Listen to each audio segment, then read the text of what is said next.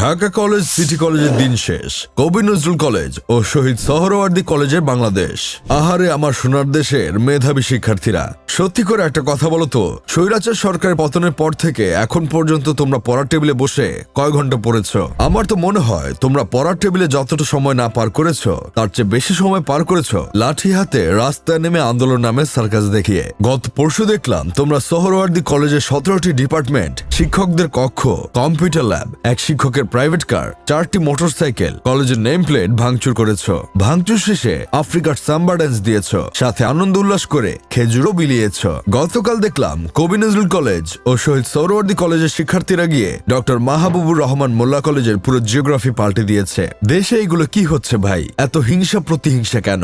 দেশে কি কোনো আইন কানুন নাই? যে যাকে পাচ্ছে তাকেই কুত্তামার মেরে বান্ডি ফাটিয়ে দিচ্ছে। এটা কি ডক্টর ইউনূসের ব্যর্থতা বলবো, নাকি বলবো এই দেশে জন্মটাই আমাদের ভুল ছিল?